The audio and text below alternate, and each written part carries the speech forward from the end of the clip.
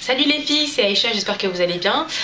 Aujourd'hui je vais vous faire la vidéo sur le rinçage au thé noir. Donc je vais vous montrer un peu. Hier soir j'ai fait bouillir de l'eau chaude et j'ai mis mes sachets de thé à infuser. Donc j'ai tout mis là-dedans. Il y a 5 sachets de thé noir que j'ai laissé reposer toute la nuit. Et donc là je vais aller me laver les cheveux avec mon shampoing Caracair. Et ensuite je reviendrai vous montrer comment j'applique mon rinçage au thé noir sur mes cheveux.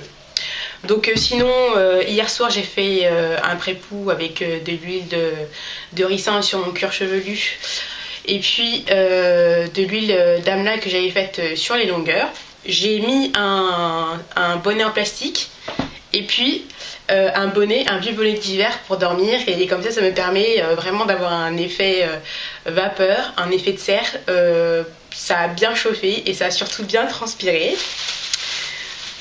Donc là mes cheveux sont vraiment mouillés et c'est une bonne chose, comme ça l'huile a vraiment pu pénétrer dans les cheveux et surtout dans le cuir chevelu. Donc voilà, je vous dis à tout à l'heure après le shampoing. Coucou les filles, je viens de me laver les cheveux avec mes shampoings Caracair clarifiant, donc le First Laser, et puis le shampoing hydratant et démêlant, toujours de chez Caracair. Donc voilà, je me suis lavé les cheveux, j'ai mis un t-shirt pour sécher un peu mes cheveux. Donc en fait, quel est l'intérêt de sécher ses cheveux avant de faire un soin profond, peu importe. En fait, nos cheveux sont comme des éponges. Et donc mettre un soin par-dessus des cheveux trempés, dégoulinants, ça sert un peu à rien puisque les cheveux seront gorgés d'eau. Donc autant les absorber un petit peu l'excès d'eau pour que les cheveux profitent à fond du soin profond.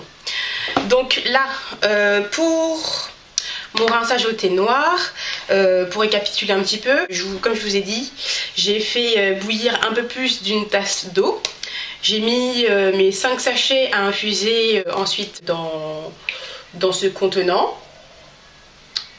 Donc ça a bien infusé toute la nuit et j'ai utilisé ce thé là, donc du thé noir. Et en général, le thé noir se trouve dans le thé Earl Grey, dans les thés de petit déjeuner, dans les thés anglais aussi. Et par exemple, une marque bien connue, c'est le Lipton Yellow Tea, donc le thé jaune de chez Lipton. Donc moi j'ai acheté celui-ci chez Casino, je me suis pas pris la tête, j'ai pris le moins cher qui m'a coûté 90 centimes. Et donc voilà. Donc pour faire le rinçage, je vous conseille de prendre un vieux t-shirt parce que le thé s'attache. J'ai bousillé une petite serviette, donc là c'est le résultat après la semaine dernière, ça part pas au lavage. Voilà, donc ça ressemble à ça. Donc voilà, je vous conseille de prendre une serviette vraiment très moche dont vous ne vous servez pas, et puis surtout un t-shirt aussi très moche que vous ne voulez plus parce que les taches sont indélébiles. Donc c'est parti, j'ai pris mon vaporisateur et je vais verser le thé dans le vaporisateur sans renverser.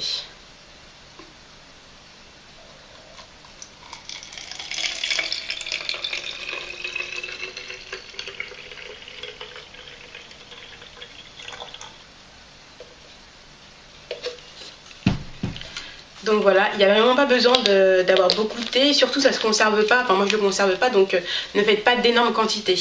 Donc voilà, tout est dedans. Je vais vaporiser ça surtout sur mes racines, et par-dessus le thé je vais mettre mon Caracair Humecto, parce que le thé assèche un peu les cheveux. Enfin, quand on le met, on a vraiment une sensation de sécheresse un petit peu qui n'est pas très agréable. Donc je préfère mettre mon soin Caracair Humecto par-dessus. Et ensuite je garderai le tout avec une jarrette en plastique pendant 30 minutes. Donc voilà. Je vaporise pour voir.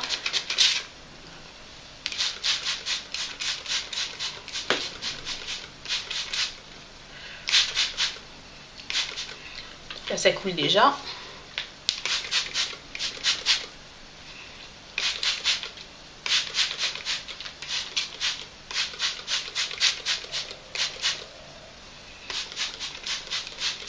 Donc j'avais fait ça il y a 2 semaines et je compte continuer jusqu'à ce que je trouve le résultat satisfaisant. Donc j'avais beaucoup de chutes le mois dernier, comme je vous le disais dans mes vidéos précédentes, et ça m'a vraiment aidé à réduire la chute. Elle ne s'est pas stoppée, mais en tout cas elle s'est vraiment beaucoup réduite, et là je continue à faire ça toutes les 2 semaines jusqu'à ce que je trouve une chute normale. Voilà, donc j'en mets surtout sur mes racines parce que c'est de là que la chute vient. Sinon, on m'a posé une question pour connaître la différence entre une chute de cheveux et une casse de cheveux. C'est une question très intéressante parce que c'est pas facile à reconnaître, surtout quand on ne sait pas trop.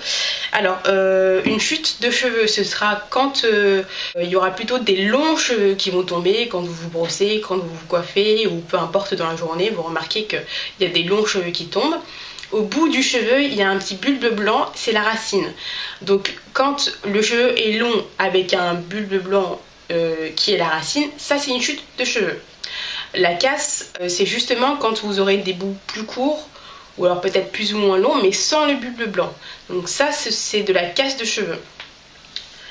Voilà, donc j'espère que mon explication est assez compréhensible. Si vous avez besoin de précision, n'hésitez pas. Donc voilà, le thé noir, il est plutôt préconisé contre la chute de cheveux et pas contre la casse. Moi, personnellement, pour la casse, j'ai utilisé mon Apogée Two Step qui a aussi eu de très bons résultats. J'ai les cheveux qui se cassent beaucoup moins et je recommencerai dans 6 semaines. Parce que c'est un soin protéiné intense à faire toutes les 6 semaines. Voilà, donc je pense que là, mes cheveux sont suffisamment saturés de thé noir. Encore une fois, j'insiste uniquement sur les racines. Habituellement, je le fais sous la douche, donc ça me permet après à la fin de tout verser d'un coup. Bon, là, je suis dans mon salon, je ne peux pas faire ça ici. Donc, je vais essayer de faire ça comme ça. Voilà. Alors, donc, je vais appliquer mon Kerakin Mecto. Donc là, les cheveux sont vraiment dans un état rêche. Alors je vais pas chercher à les diviser pour appliquer mon Kerakin Mecto, je vais mettre tout par dessus et essayer de bien faire pénétrer. Donc j'ai pris une grosse quantité, je vais commencer par les pointes.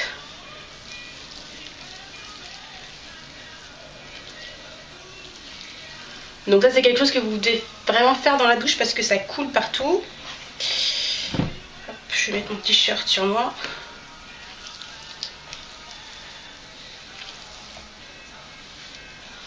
Et l'intérêt de mettre un après-shampoing ou un soin profond, c'est que ça va en gros contrebalancer l'effet sec du thé noir.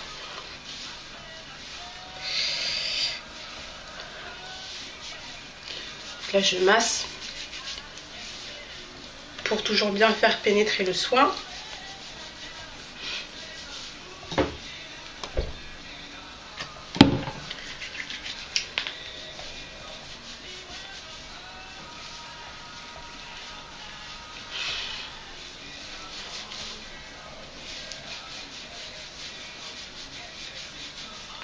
En même temps, je me fais un massage du cuir chevelu pour bien stimuler l'afflux de sang et pour stimuler la pousse des cheveux. Donc voilà, on va dire que c'est suffisant.